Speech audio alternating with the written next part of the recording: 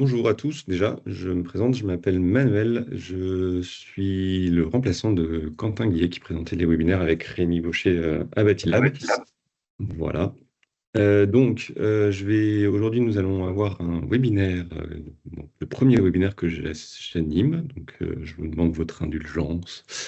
Ce webinaire portera sur les outils numériques au service de la rénovation. L'idée, c'est de développer deux présentations, une par le service d'information géographique, le SIG de Rennes Métropole, qui va nous présenter, avec Stéphane Landru, qui va nous présenter le référentiel 3D de la ville, de la métropole. Et une deuxième intervention avec Éric Lerognon du bureau d'études Fluiditech, qui nous présentera pour sa part son outil de travail sur un scan 3D et le jumeau numérique qui génère à partir de ce scan 3D et comment on l'utilise en mode coopératif avec tous les acteurs du projet. Donc, je vous rappelle juste une petite chose avant de commencer. Il faut bien que vous pensiez à couper vos micros et vos vidéos. Euh, les micros pour éviter que le flux soit pris, la vidéo parce que le webinaire est enregistré. Donc, si vous voulez pas que votre visage apparaisse dans la vidéo, il faut le couper, voilà, dans l'enregistrement, et qu'après le webinaire est publié. Vous pourrez le réécouter ensuite. Deuxième petite chose, les questions que vous avez, il faudra les poser dans l'onglet conversation. Et, cet onglet, enfin, toutes les questions qui seront posées seront répondues au fur et à mesure. Et la réponse à ces questions sera apportée soit dans la dernière partie du webinaire, qui nous laisse un temps de questions-réponses, soit si on n'a pas le temps de répondre à toutes les questions, elles seront apportées à ce moment-là, au moment par écrit par les intervenants, et ces réponses par écrit seront publiées en même temps que le webinaire. Donc, je vais donner la parole à Stéphane Landru du service, alors il dira ça mieux que moi, mais du service SG de Rennes Métropole, et qui nous fasse sa présentation sur le référentiel. À toi, Stéphane. Merci. Donc je me présente, c'est déjà fait, mon Stéphane Rue, je travaille au sein du service, c'est le SDTIG, ça a changé maintenant, c'est le service de la donnée territoriale et d'information géographique. Moi, je travaille essentiellement sur la gestion et l'exploitation du référentiel 3D de toute la métropole. Je vais vous montrer un peu, dans un premier temps, ce que c'est, notre 3D de l'existant, comment c'est fabriqué et ce qu'on peut en faire. Voilà. Notre but, c'est d'intégrer au fur et à mesure dans notre référentiel pour faire un suivi complet des opérations d'aménagement, entre autres, et donc avoir une vision globale du territoire. Donc, pour ça, on a de la donnée saisie. Je vais vous montrer un peu à quoi ça ressemble et comment c'est fait sur QGIS. C'est un logiciel de géométrie qui est open source. Et je vais vous montrer un exemple de notre référentiel sur un secteur. Là. Donc, c'est Becherel. On construit une 3D avec des toitures et des emprises de bâtiments voilà, qui sont saisies et qui sont visualisables, vous voyez, en 2D aussi pour s'intégrer directement à toutes nos couches de données géométriques, ce qui nous permet de faire plein de relations avec d'autres données. Je ne vais pas rentrer dans le détail, mais on peut croiser ça avec plein de choses. Donc, notre support d'administration et de gestion de notre référentiel se fait en géomatique pure avec les bâtiments, vous voyez, qui sont saisis comme ça. Tout ça géoréférencé. Stéphane, Donc, oui. Je crois qu'on j'ai pas partagé l'écran, je suis pas là. Ouais. Je suis parti trop vite, voilà. Oui, non, mais pas de souci. Voilà, nickel. Voilà. Donc j'en reviens. On est donc sur un logiciel de géomatique où on peut visualiser des emprises de bâtiments qu'on a fait saisir et les toitures des bâtiments qui sont vues aussi ici. Voilà. Donc ça nous permet de faire une gestion. Je vous montre vite fait avec une orthophoto. Référentiel, orthophoto.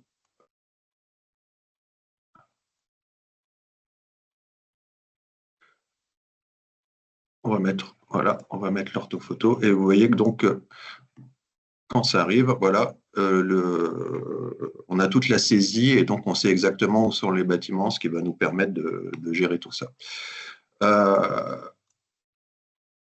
Cette donnée qui est saisie va permettre de reconstruire de la 3D.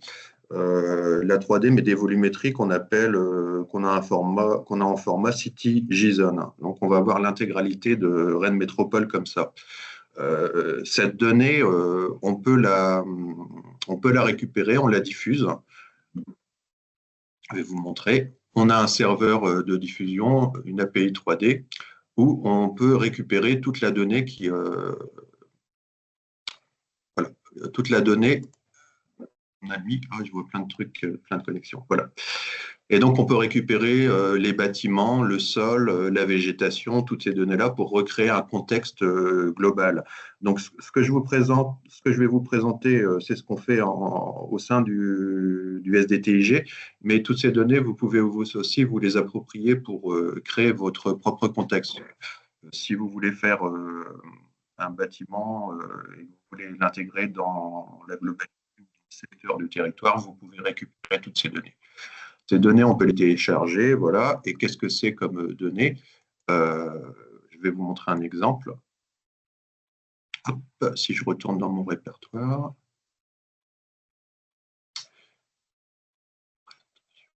Hop, hop, hop, hop. Voilà, si. Voilà.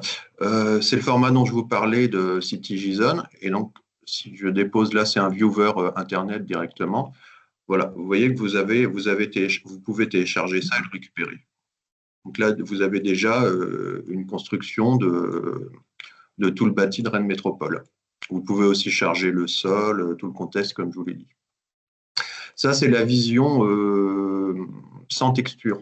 Le fichier, il est composé aussi, je vais vous montrer, ce qu'on appelle d'atlas de textures, qui sont toutes les textures qui vont se projeter sur le bâtiment pour donner un effet plus réaliste. Vous voyez que chaque bâtiment contient une texture. Voilà. Ce qui nous permet de faire un truc un peu plus fun à la Google, où on va avoir quelque chose de plus réaliste.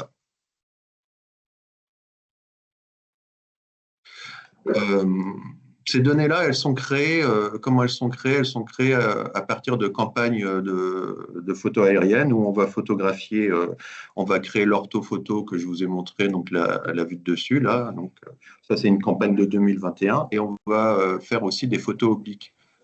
Les photos obliques vont nous permettre de reconstituer de la 3D et vont nous permettre de texturer. Les photos obliques, c'est une société qui les récupère et qui va faire ça en stéréographie,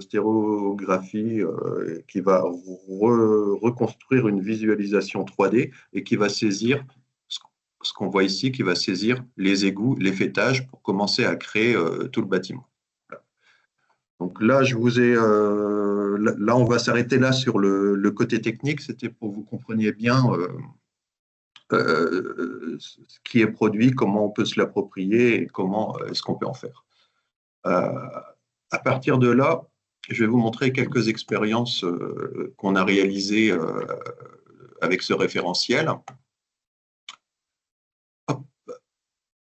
Voilà, on est sur notre portail de données géographiques. C'est un portail qui diffuse beaucoup de choses et entre autres de la 3D. Et donc, je vais vous montrer ce qu'on peut réaliser. Là, je pense que ça peut vous intéresser. Hop, puisque si je le retrouve, voilà, on a lancé une étude des surélévations pour simuler par rapport au PLUI le potentiel qu'ont les bâtiments de surélévation. Donc là, vous voyez, j'ai intégré la 3D, mais la 3D texturée à partir des fichiers que je vous ai montrés. La couche en dessous, c'est la couche du zonage des PLUI, et vous allez voir que les surélévations vont arriver. Là, je suis sur un VPN, donc ça peut être un peu long en chargement, mais c'est fluide. Ça, c'est une donnée interne parce que ce n'est pas une donnée qu'on a diffusée au grand public, parce que ça fait un petit peu peur puisqu'on a utilisé toutes les normes du PLUI pour tester les surélévations. Elle va arriver. Voilà, ça y est, elle arrive. Voilà. Donc c'est un résultat brut, c'est pas des ambitions, c'est juste ce que le PLUI peut permettre de faire. Donc sur tout le zonage, on va avoir avec les normes de retrait, les normes de hauteur, c'est un calcul qui a été fait par la société UpFactor.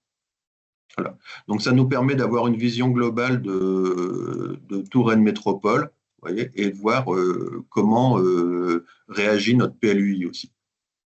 Donc ça, c'est une des exploitations qu'on fait. Je ne vais pas trop vite, ça ne saccade pas chez vous. Tu peux prendre le temps de rester un petit peu plus longtemps sur les... Ouais, d'aller moins vite, ouais. Ah. Ouais, j'ai tendance à aller trop vite. Voilà. Non. Donc ça, c'est une des exploitations, toujours notre référentiel. On a donné toutes les informations au prestataire. Le prestataire a calculé, donc base de données 3D, informations sur le bâtiment. Et donc, quand on clique, on a quelques informations ici. Voilà, le potentiel. Donc ça, c'est les communes y ont accès, les chefs de projet y ont accès, les urbanistes, voilà. On a les bailleurs sociaux aussi qui nous demandent des extractions pour étudier le projet. Il y en a d'autres qui s'en servent pour vérifier si ça correspond bien au PLUI, leur projet. Donc il y a plein d'utilisations. Mais bon, c'est aussi une volonté politique de voir si on peut aller vers de la surélévation par rapport à de la construction. Vous notez aussi qu'il y a des aberrations, puisque comme on respecte les normes du PLUI, on voit qu'on a ce genre de choses. Mais ce genre de choses, bon, bah, ça ne peut pas exister. C'est qu'une surélévation à ce stade quand on fait un R+8. Donc voilà, ça c'est une des exploitations. Je vais vous en montrer une autre. Hop, si j'arrive. Voilà. On va aller. On a une plateforme aussi, elle, qui est grand public, qui s'appelle Copter. Et là, on a travaillé sur autre chose, sur le cadastre solaire, toujours avec le même référentiel. Là, ça va permettre aux gens de voir le potentiel sur leur toiture. Hop, on y va, commencer. Et de pouvoir faire une simulation en cliquant sur le toit. J'ai compris, oui. Je vais peut-être le faire exploser à mettre des expériences 3D dans tous les sens. Donc voilà, à partir de notre référentiel, on a fait un calcul d'impact solaire sur les toitures. Voilà. Et je vais vous prendre un toit pentu, ce sera peut-être plus sympa. On n'est pas dans un secteur où... voilà ici, par exemple. Je vais cliquer sur le bâtiment. Voilà. Et je vais simuler une installation photovoltaïque. Donc, je vais choisir mon pan de toit. Vous voyez, je peux choisir celui que je veux. On va prendre celui-là, le premier. Hop, je vais déplacer. Suivant.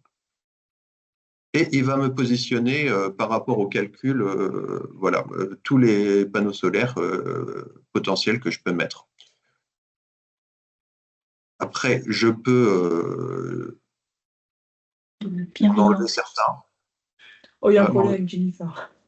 Pardon? Non, c'est parce qu'il y a un micro qui est ouvert. D'accord. Après, je me dis, est-ce que c'est pas bizarre? Là, je peux supprimer ceux qui ne m'intéressent pas, je valide et je vais avoir une simulation du positionnement de mes panneaux solaires sur la toiture. Voilà. Comme on a calculé les zones avant qui ont un fort potentiel et qu'on les a classifiées que sur celles importantes, il nous les positionne comme ça. Vous voyez que j'en ai supprimé quelques-uns. Voilà. Et après, je peux aller, je ne vais pas aller plus loin, mais on peut calculer la production et avoir une fiche technique. Donc ça, c'est des applications qui sont spécifiques, qui ne sont pas forcément faites pour être manipulées et changées.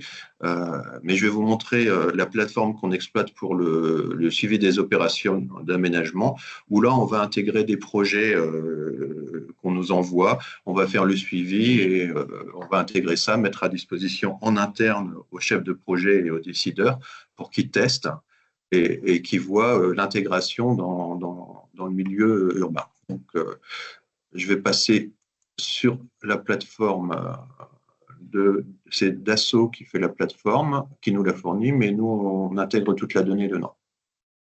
Là, je vais vous montrer des expériences qu'on peut faire sur le phasage d'une opération.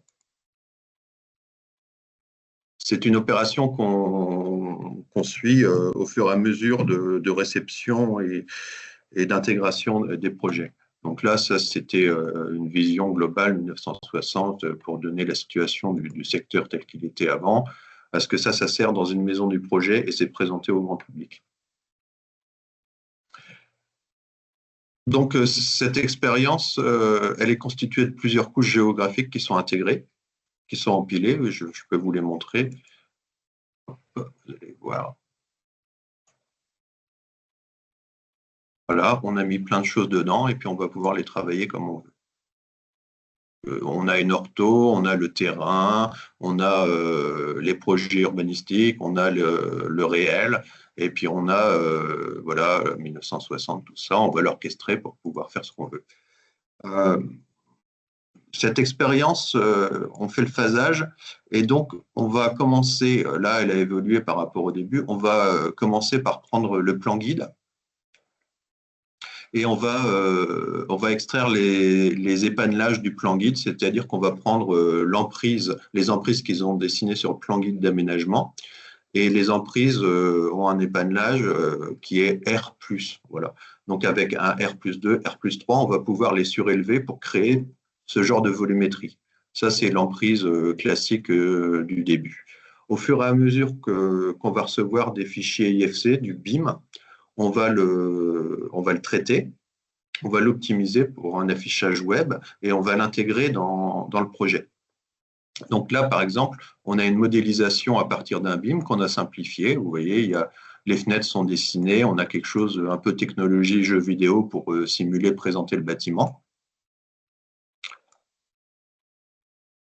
Ça, c'était en 2023. Après, on va avoir d'autres projets. Vous avez vu qu'il y a des bâtiments qui ont disparu. Donc, je vais vous montrer aussi comment gérer tous les contextes. Donc, on a à nouveau des épannelages ici qui apparaissent, qui sont décidés. On a des zones qui sont devenues réalistes. On en a d'autres aussi.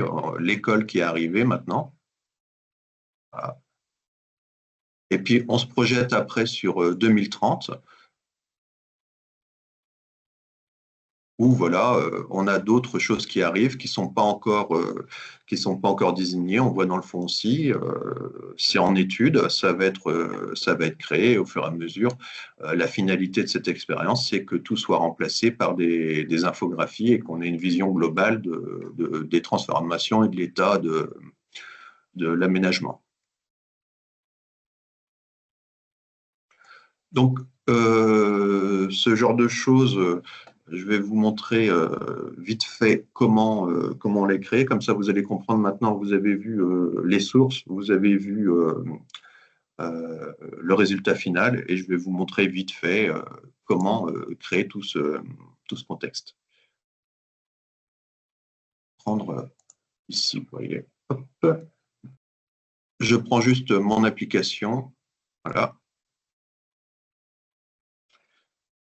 Je fais ma nouvelle expérience, je prends mon socle commun dans une métropole, OK, ça. Et je vais avoir, là on va tout enlever, ce sera encore mieux. Voilà. Je vais avoir notre référentiel avec toutes les données qui existent, et je vais tout simplement chercher en premier lieu le modèle numérique de terrain.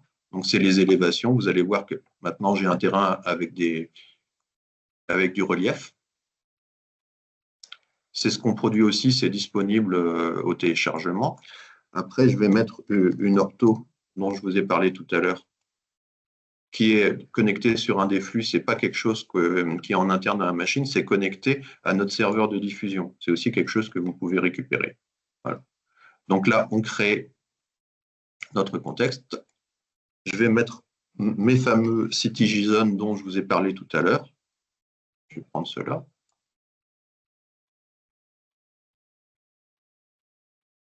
Ils vont arriver.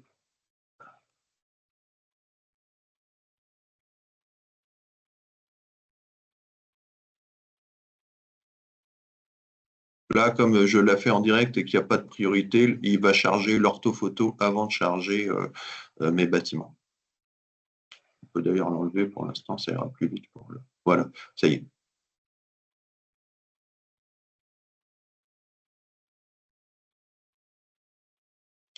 Voilà. Les bâtiments arrivent. Et ce qui est important, je vous ai parlé d'informations, de référentiels, de gestion.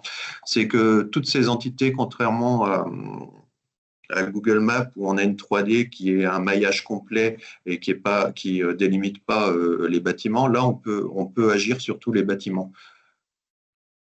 Donc, si je sélectionne cette couche, je vais enlever l'ortho parce que sinon, on va passer 3 heures. Voilà, je peux la sélectionner. Je vais donc ici, et je vais lui dire que je vais sélectionner chaque bâtiment. Et vous allez voir que maintenant, je peux agir sur tous les bâtiments. J'ai l'information, voilà, le numéro, ce qui permet de lier beaucoup d'informations dessus. Hop, je vais enlever l'infogarde. Voilà. Donc maintenant que j'ai tout ça, je peux intégrer un projet ou je peux en créer un et je peux directement sélectionner ce bâtiment, le masquer. Oh là, si je clique pas, si je clique, ouais, je le masque et je vais pouvoir créer mon univers pour intégrer. Donc, supposons qu'un de vous ait fait un bâtiment, je vais l'intégrer dans notre référentiel. Je vais prendre ou alors, je vais dessiner juste l'épannage pour dire le bâtiment va être créé ici. Donc, je peux créer le bâtiment tout simplement en le dessinant. Bon, là, je le fais à la main levée, mais évidemment, il y a un plan masse qui a été déposé avant. Hop, voilà. Et là, je vais pouvoir le surélever et puis créer story, donc c'est le niveau, le nombre de stories, c'est le nombre d'étages. Voilà. Et j'ai déjà une présentation de mon projet. Voilà. Après, je peux rajouter d'autres choses parce que là, on n'a que le bâtiment. Je peux aller chercher aussi la végétation dont je vous ai parlé tout à l'heure, qui était en téléchargement. Voilà. Après, si je remets l'orthophoto, j'ai un projet qui tient la route en termes de communication pour présenter, voilà, pour présenter ce que je veux. Soit je vais me connecter sur la plateforme pour le présenter, soit je vais étudier, vous avez envoyé le projet, vous avez fait 1, 2, 3, 4, un R+4, on va, nous, au sein de Rennes Métropole, on va tester l'impact qu'il va avoir. Là, il est un peu en transparent, je vais le... Hop, hop, hop, hop, hop, hop. Voilà, hop, je vais enlever la transparence. Et bon, on va mesurer l'impact qu'il peut avoir en prenant. On va le mettre. Voilà. Là, on était en mode rapide, on va mettre en qualité élevée avec des ombres portées. Je vais enlever l'ortho, comme ça on verra mieux, l'orthophotographie. Voilà. Et puis je vais enclencher les ombres portées. Donc, je vais pouvoir faire un héliodon, donc le calcul des ombres portées et de l'impact sur les autres bâtiments. On voit l'ombre portée qui arrive. Hop.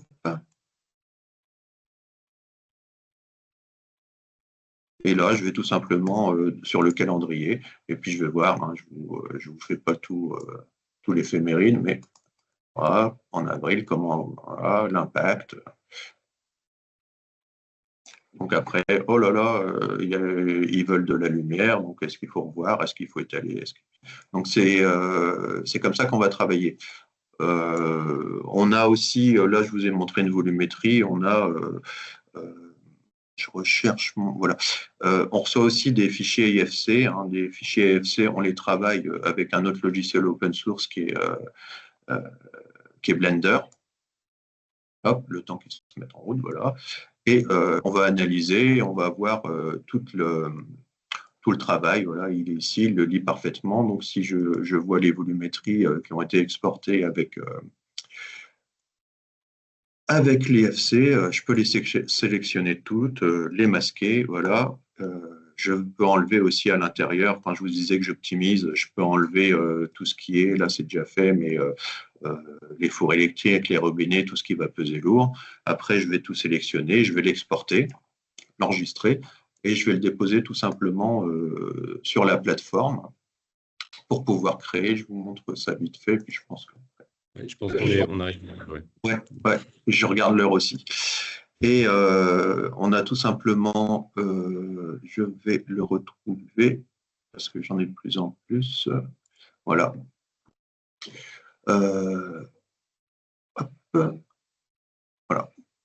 On va pouvoir intégrer les projets ici tout simplement. On a une interface où je vais charger, je vais lui dire est-ce que je veux du terrain, de l'image, des bâtiments. Donc ce sera les bâtiments.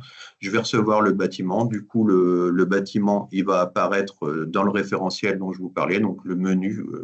Et je vais pouvoir tout simplement le glisser-déposer dans mon expérience pour visualiser le résultat. Très bien. Voilà. Et puis pour terminer, je vous montre une autre petite fait, pour terminer sur une jolie image, et puis voilà. Super.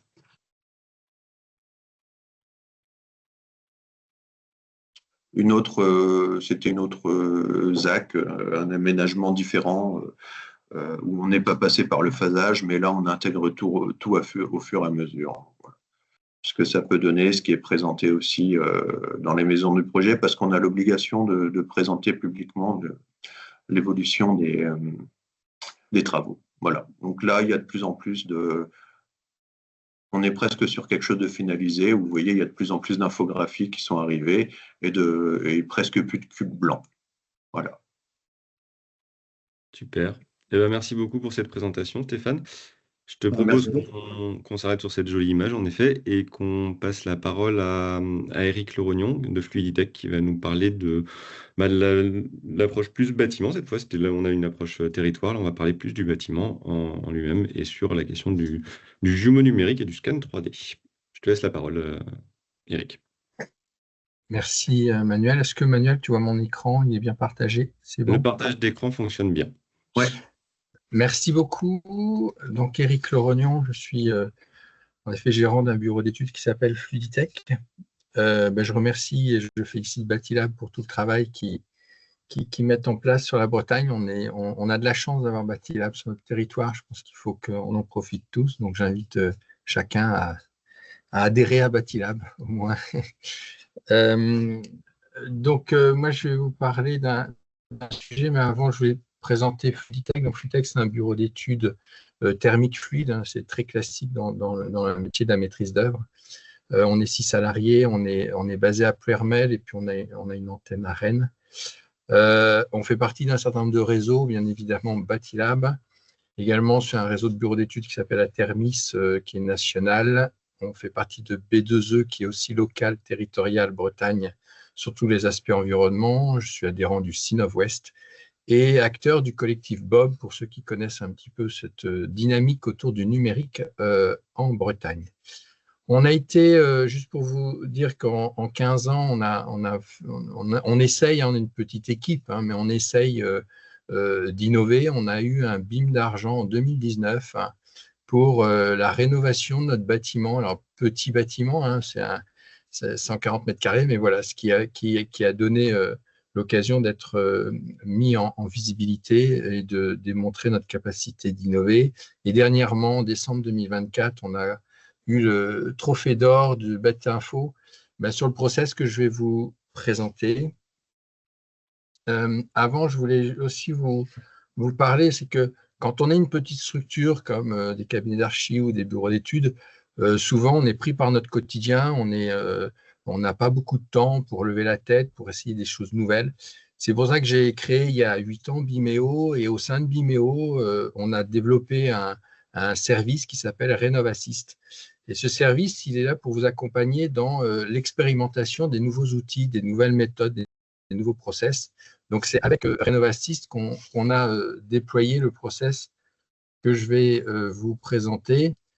C'est un process donc d'une rénovation d'un collège à Mauron, dans le 56, hein, c'est notre terrain de jeu.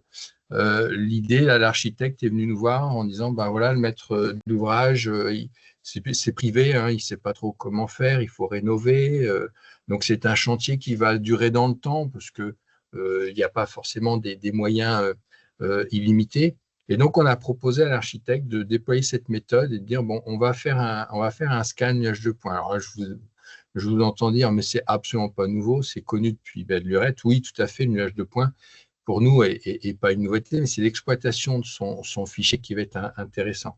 Donc, pour nous, le scan, c'est une valeur en soi, mais c'est pas quelque chose que l'on intègre systématiquement dans nos services. Ça peut être fait par quelqu'un d'autre, ça peut être fait par un cabinet d'archi, un géomètre, ou par notre bureau d'études. Hein. On loue du scan et puis on le fait, on n'est pas propriétaire. Je pense qu'aujourd'hui, vu l'avancée technologique, pour ceux qui n'en ont pas un usage quotidien, je déconseille d'investir, mais plutôt de louer, parce que ça va tellement vite que acheter, ne pas exploiter, ça serait dommage. Donc voilà, on a fait ce scan donc avec les équipes. Et ce scan, donc ce fichier qui est un E57, que les experts connaissent peut-être, eh ben, on l'a intégré dans une plateforme qui est une plateforme qu'on n'a pas développée. Hein. C'est une plateforme sur laquelle on est en marque blanche aujourd'hui, une plateforme qui a été développée au Canada, je peux le dire très ouvertement, qui est la société Preview 3D. Pour ceux qui étaient au BIMWorld, les exposés au BIMWorld. Donc, on est partenaire de Preview 3D depuis 3 ans au sein de Bimeo. Hein. Et donc, c'est à partir de cette plateforme, donc leur valeur, c'est de prendre le 57 et de le rendre exploitable et de créer une scène. Donc, je sais que sur les réseaux, je me fais souvent un petit peu chatouiller sur le jumeau numérique. Tout le monde me dit, ouais, c'est pas un jumeau numérique. Mais pour moi, si une scène virtuelle est un jumeau numérique, à partir du moment où la donnée peut être agrégée dans un espace et qui plus est collaboratif, c'est un jumeau numérique. Donc, en fait, cette scène est la représentation la plus réelle possible. Donc, on n'est pas dans un nuage de points, on est vraiment dans une scène. Donc, c'est en fait une facettisation des différents points avec l'association des 360 qui sont intégrés à la 57. Et donc, on va rendre le projet imagé de façon virtuelle. Et l'intérêt, c'est que vous êtes à l'identique de l'existant. Vous n'êtes pas dans une maquette, vous êtes dans une scène, vous voyez les choses, vous voyez en face les photos, des tables, des chaises.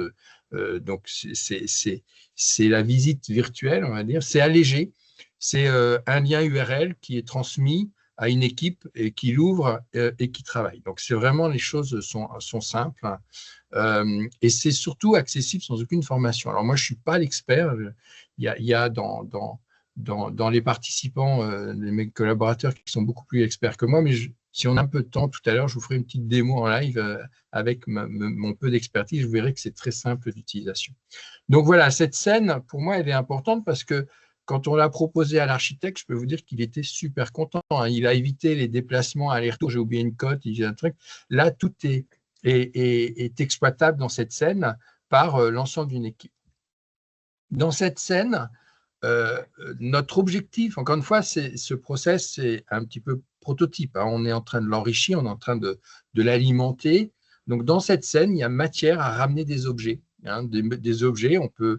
Aujourd'hui, on travaille avec une connexion future avec l'outil, la plateforme Bimenco, qui viendrait mettre les objets. Donc là, vous voyez des images où on vient mettre une fenêtre, remplacer la fenêtre ancienne par la fenêtre nouvelle. On peut aussi positionner des équipements techniques. En haut, vous avez un groupe de clim d'une certaine marque. Donc, on peut venir comme ça en phase esquisse, déjà implémenter des éléments phares, ce qui va permettre au maître d'ouvrage Vous savez ce que c'est que les maîtres d'ouvrage qui ne sont pas des sachants. En général, quand nous, on fait beaucoup de marchés publics, hein, les mairies, les élus, oui, vous nous parlez de plan, quand vous commencez à dire, vous voyez, on va mettre un groupe extérieur, il va être là, etc. Ou dans une pièce, on va mettre le lavabo, etc. Et ça se positionne très rapidement, hein, ce n'est pas un environnement technique. Vous gagnez en visibilité, vous gagnez en crédibilité. Donc, on est bien d'accord, c'est de l'avant-projet, hein, c'est même de l'APS, hein, esquisse APS. On n'est pas dans la conception, mais c'est de la préconception en fait, d'éléments importants.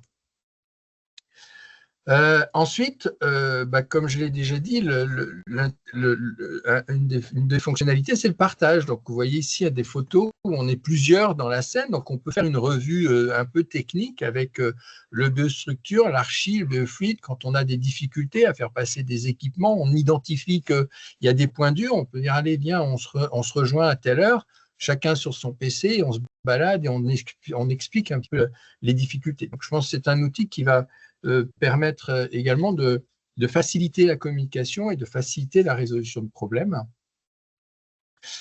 Alors ensuite, ça c'est le travail de Bimeo aujourd'hui. Donc, alors le fichier, enfin l'environnement, cette scène, elle est exportable dans des fichiers et entre autres dans un fichier OBJ.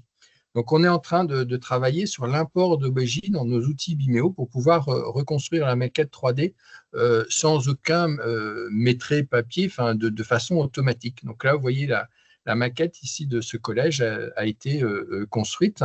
Donc, ce qui permet en tant que thermicien d'avoir une ligne numérique complète de la visite, on va dire, qui peut être, il y aura toujours une visite réelle, hein, faut pas enlever le réel, mais entre la visite et puis la simulation énergétique, il y aura un lien numérique et 100% numérique. C'est-à-dire qu'il n'y aura pas d'erreur de maîtrise, il n'y aura pas d'oubli de fenêtre, il n'y aura pas de surface aléatoire.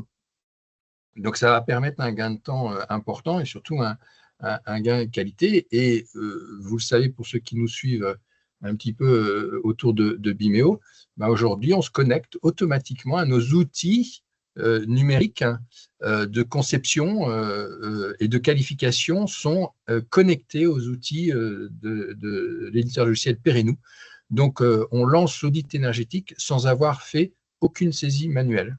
Donc, on a comme ça de l'acquisition du scan, si je reprends le process au début, jusqu'à la simulation énergétique, un lien qui est numérique sans coupure de ce process. Voilà, en résumé, le chemin qu'on propose, hein, donc c'est de capter, d'intégrer, capter l'environnement, créer cette scène, d'intégrer des équipements techniques, des éléments qui seront les éléments de conception demain. Dans chacun aura ses outils, Revit, etc. Mais là, l'idée, c'est de préconcevoir ou de résoudre, de lever les points durs en termes de conception. Ensuite, c'est de partager cette scène à plusieurs pour permettre de faire avancer toutes les difficultés techniques et puis de l'exploiter dans des usages et des fonctionnalités. Donc, nous, on a la partie performance énergétique, mais sachez qu'il y a des exports qui se font aussi en DXF et DWG. Donc, l'archi peut prendre repère sur cette scène pour concevoir, lui, ses plans archi ou la biostructure, pareil, puisqu'on a une 3D, on peut avoir des coupes comme on veut. Voilà, donc j'ai été un peu plus court dans la présentation, mais je vais vous montrer un peu un cas, ce qu'on peut faire avec cet environnement et cette scène numérique. Mais pour finir et pour que vous ayez tous les contacts, donc chez Fluiditech, pour les maîtres d'œuvre, architectes, etc., qui voudraient expérimenter avec un bureau d'études innovant, eh ben, vous m'appelez, vous me contactez. Et puis pour tous ceux qui auraient déjà leur équipe bien constituée, il n'y a pas de problème. Rénovassist peut vous accompagner donc dans la prise en main, dans la formation, dans cette autonomie à l'exploitation de cette scène. Et bien évidemment, pour ces gros acteurs, après, l'idée, c'est de se déconnecter de Rénovasys et peut-être de traiter directement avec Preview 3D, puisque nous, on est fournisseur de Preview 3D depuis 3 ans en France. Donc, après, en fonction de la taille des projets, bah, vous avez loisir de faire votre propre marque blanche et de pouvoir gérer et administrer tous vos projets sur un seul environnement. Voilà. Je vais juste me déconnecter et me reconnecter sur une autre scène. Alors, je vais vous montrer un espace que certains connaissent peut-être, qui est, voilà, qui est le village Baïséa, parce que Vimeo a été hébergé pendant 2 ans au village Baïséa. C'est bon, Manuel, le partage. Oui, c'est bon, il y a associé, on voit bien. Donc, en fait, je vais remonter. Donc, c'est un environnement 3D. Alors, j'espère que la connexion Internet du web est assez fluide. Moi, pour moi, c'est extrêmement fluide sur mon PC. Hein. J'ai aucune latence. Hein.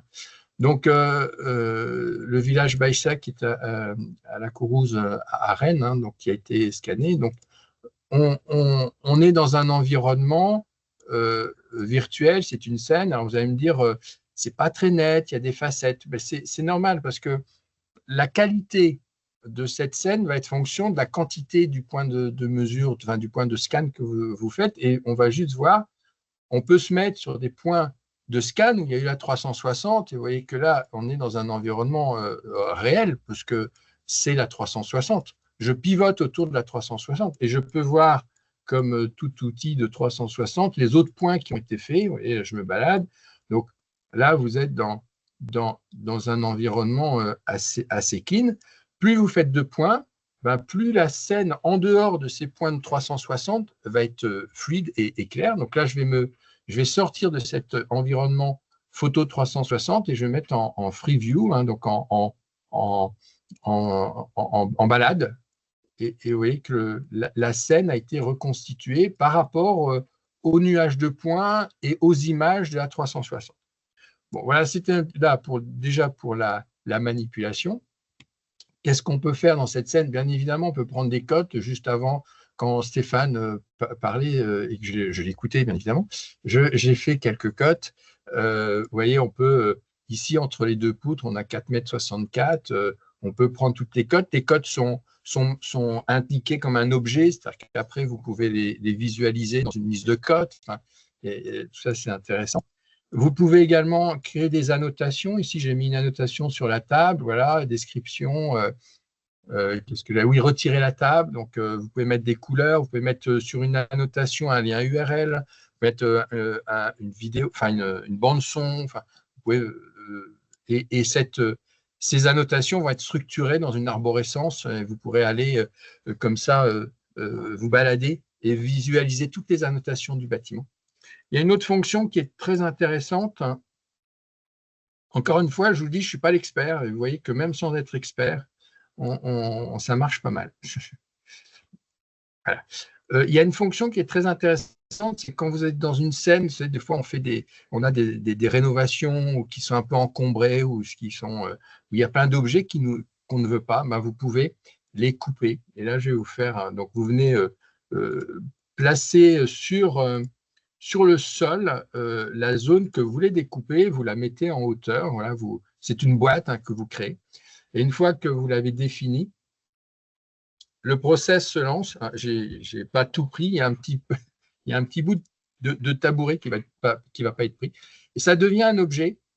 Donc, c'est un objet que vous pouvez déplacer. Vous pouvez également enregistrer comme un objet futur que vous voudrez remettre dans un autre bâtiment. Voilà. Et vous pouvez aussi l'effacer.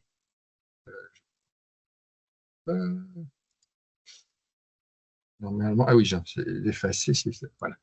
Et vous vous retrouvez sur une scène qui est libérée de cet élément. Alors, j'ai mal pris, hein, il reste un petit bout de tabouret. Et puis, il y a une fonction toute nouvelle qui est très intéressante. Pour nous, pour nos low fluides, c'est super intéressant. Vous pouvez venir créer en fait ce qu'ils appellent des reality assets, c'est-à-dire des objets qui vont devenir des objets paramétrables, et avec un outil de baguette magique. Quand vous cliquez sur l'objet, il va vous construire. Ah, excusez-moi. Voilà, vous cliquez sur toutes les faces de l'objet. Je vais aller chercher le dessus. Et cet objet, bon, il faut que je délimite la zone, mais en fait, ici, c'est un souffleur d'air chaud, hein, va devenir un objet qui va être un asset en fait dans votre élément. Alors, ce qui est intéressant alors vous pouvez le faire de façon plus rapide d'un cube. Hein. Vous pouvez dire bon allez, moi je prends ce cube et ce qui est assez intéressant, c'est quand vous faites un diagnostic avec des équipements techniques, vous définissez donc des assets pour des équipements importants, et après un asset peut être lié à un lien URL qui vous ramène directement dans la scène. C'est-à-dire que dans votre diag, quand vous dites allez, l'équipement PAC existante, elle a 10 ans, elle est ce truc, et vous pouvez mettre un lien, et la personne qui va lire le rapport va automatiquement être sur le lien dans la scène et va voir l'équipement. Donc je pense qu'il y a une relation là importante de technique quand on est en phase diag et qu'on veut remonter de l'information et surtout la partager. Alors, vous savez que, nous on en fait pas mal de diag ou d'audit, donc toujours un peu embêté avec des photos qui ne représentent pas les choses. Ben là, vous pouvez l'associer. Voilà, alors j'ai d'autres scènes. Ouais, Eric, on va peut-être se prendre le temps de faire les questions-réponses, enfin, sauf si tu as quelque chose de... Je pense que là, il y a déjà un beau truc. Je vais juste montrer, ça va durer 1 minute, mais vous allez comprendre que dans d'autres environnements, on est un peu moins dans le bâtiment, là, ce que je veux dire, mais dans un environnement industriel, vous allez comprendre toute la force de cette plateforme. Là, on est dans un atelier, je pense que vous le voyez. Dans un atelier, vous auriez à réaménager le flux logistique et le flux de machines de cet atelier. Vous pouvez le faire très rapidement en venant sélectionner les machines comme je les ai fait tout à l'heure, voire même gérer un déménagement et un transfert d'activité d'une usine à une autre. Voilà, donc il y a une ouverture, et Prévu 3D est une start-up qui a levé des fonds et qui avance très très vite. Donc pour tous ceux qui sont intéressés, voilà, on est à votre disposition pour expérimenter, discuter, tester, former ou utiliser cet environnement. Voilà, je te laisse, Manuel. Merci. C'était très complet. Moi, alors, on va commencer juste. Moi, je vais te poser une petite question à toi, Eric, qui me pose, qui peut être intéressante. C'est la question de la superposition du nuage de points avec les textes, avec l'image que vous exportez. C'est-à-dire que, par exemple, quand tu montrais la cote que tu prenais, est-ce qu'on peut avoir le nuage de points pour savoir qu'on est bien sur le bon point et qu'on n'est pas sur le point de derrière ou de devant? En fait, le nuage de points est derrière. Il a construit en fait cette scène. Donc en fait, la précision, elle est donnée par la précision du nuage de points. Par contre, le nuage de points a disparu. On ne les voit plus, les points, parce que c'est le mesh qui a pris la place du nuage de points, en fait. Ouais, mais la question, c'est par exemple pour être bien sûr qu'on prend bien l'angle de la poutre d'un côté et de l'autre pour avoir la bonne, enfin voilà, pour être sur le bon point, on va dire, pas sur le point de devant ou de derrière. C'est plus cette question-là. Ça se fait par le zoom. Puis je ne sais pas si vous l'avez vu, mais c'est un cercle et on voit en fait quel plan quel plan le point va suivre. Donc on peut comme ça aller chercher de la précision. Après, ça reste un environnement virtuel, quoi. On n'est pas rien de mieux que d'être sur le terrain et d'avoir le laser qui pousse sur la poutre et puis qui va pointer sur l'autre. Mais ça permet d'avoir une première lecture sans avoir à se déplacer pour aller voir la poutre. C'est très, très, très intéressant. Je peux me permettre d'intervenir. En fait, ça va dépendre, comme disait Eric, de la précision et de la densité du nuage de points. Mais ce genre de logiciel détecte aussi les arêtes. Donc, on a quand même quelque chose d'assez précis. J'ai pas dit, mais merci Stéphane, j'ai pas dit, mais il mesure automatiquement les sections de canalisation. Enfin, donc il y a des outils de mesure automatique qui est aussi sur la mesure d'une perpendiculaire. Enfin, il y a des moyens d'aller chercher de la cote assez précise, quoi. D'accord, super. Il y avait une question qui va vous lier tous les deux, comme ça on va faire le lien. C'est la question de savoir s'il est possible d'intégrer les données de Rennes Métropole, enfin de coupler les données de Rennes Métropole, par exemple, sur un bâtiment où il y a les façades et les toitures, avec un scan 3D qui lui va être plus sur le scan intérieur. Et comment ce serait liable en fait? Là, Eric a parlé justement de l'arrivée de l'OBJ, de l'intégration de l'OBJ dans son système. Nos données, elles sont sous forme de CityJSON pour nous, pour le travail, mais elles peuvent être converties et je pense que sans trop de problèmes, elles peuvent être intégrées dans l'interface d'Eric. Après, je ne sais pas si, et là c'est une question que je vais te poser, si c'est géoréférencé votre travail ou pas.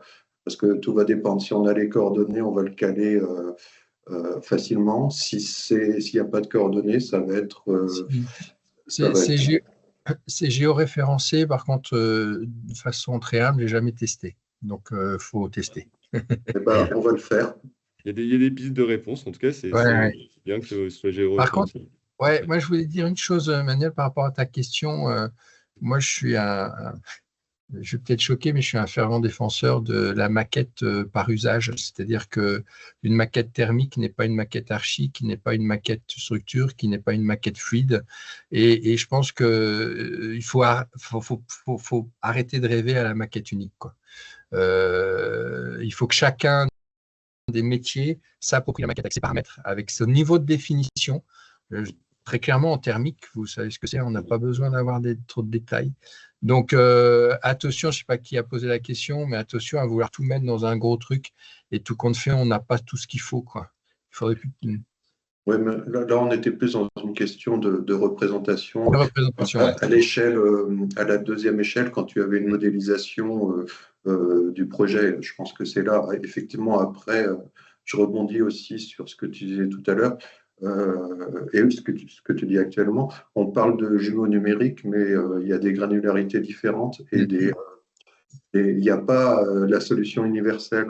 On va créer, et je te rejoins aussi, le jumeau numérique d'un bâtiment, mais ce ne sera pas le même que mon jumeau numérique du territoire. Et donc, on va avoir plusieurs niveaux et il y a des timings où on peut intégrer quand le projet est finalisé dans le territoire.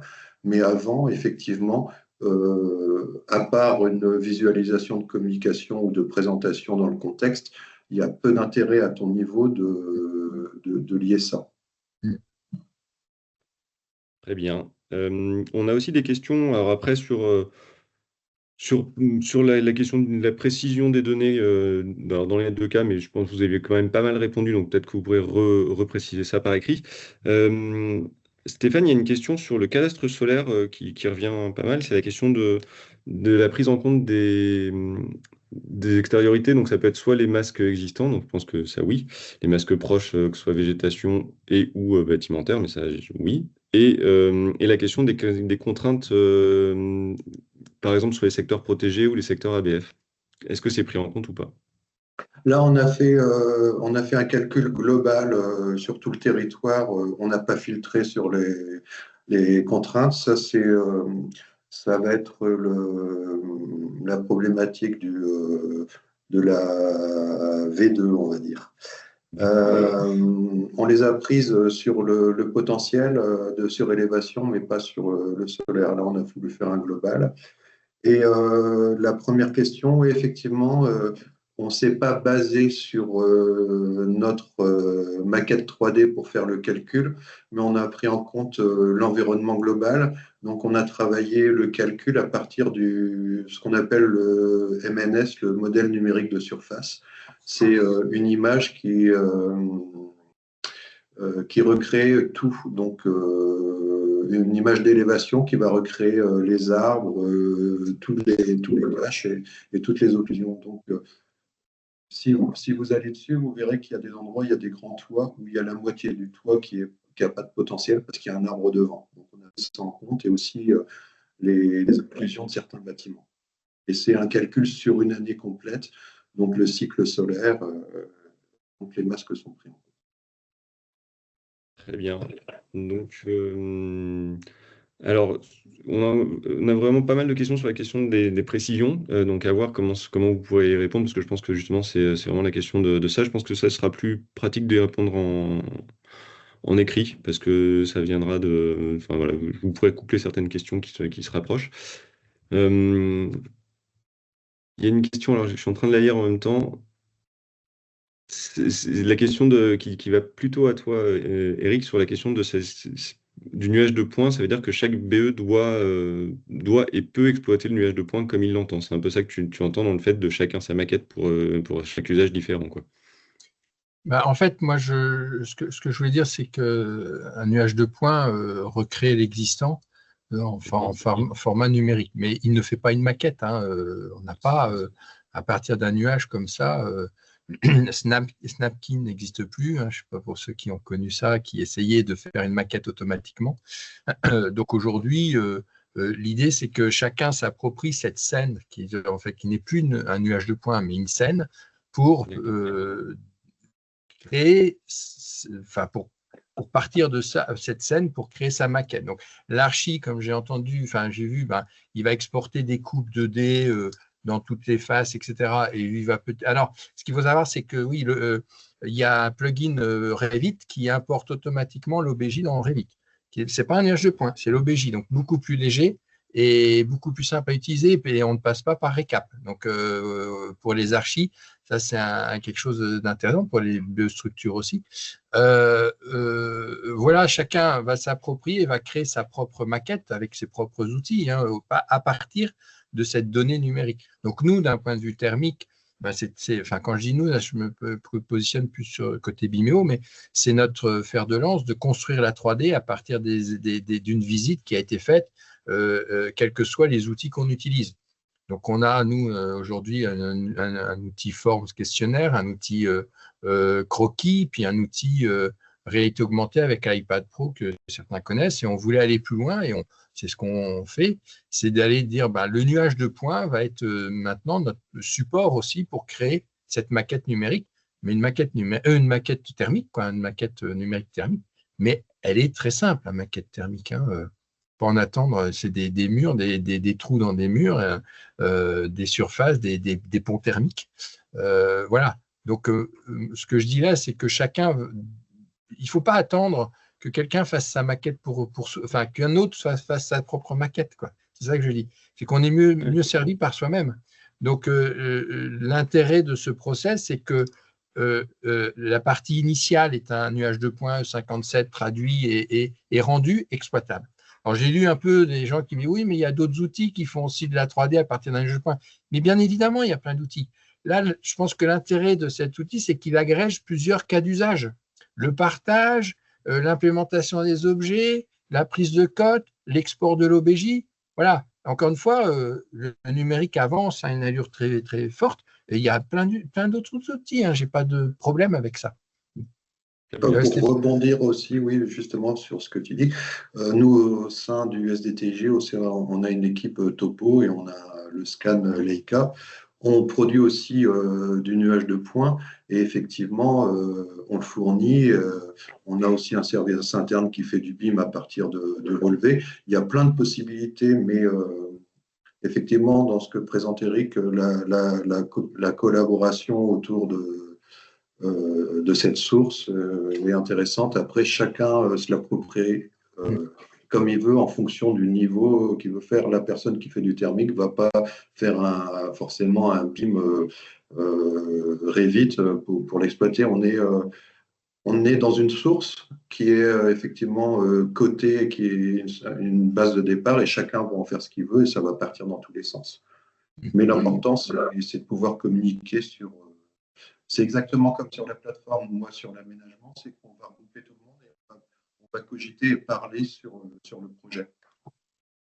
Très bien. Bon, on a compris que c'était une bonne base, que ça amenait à des outils coopératifs derrière. C'était très intéressant. Alors, on va devoir clôturer parce qu'il est 10 heures. Il y a plein de questions qui arrivent, donc on va les traiter par écrit. Donc, je tenais à vous remercier tous les deux, donc Stéphane et Eric, de vos interventions.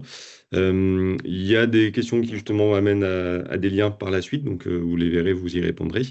Je remercie aussi les participants qui ont été là ce matin. Et puis donc, je vous réinvite à pouvoir revoir ce webinaire si vous n'avez vu qu'une partie ou si vous voulez le partager. Il sera publié, je pense, demain sur les plateformes ou semaine prochaine. Et pour les questions, pareil, ce sera publié en même temps celles qui n'ont pas été répondues. Merci bien et puis bonne journée à tous. Et puis merci de nous avoir invités. Merci à Patilab.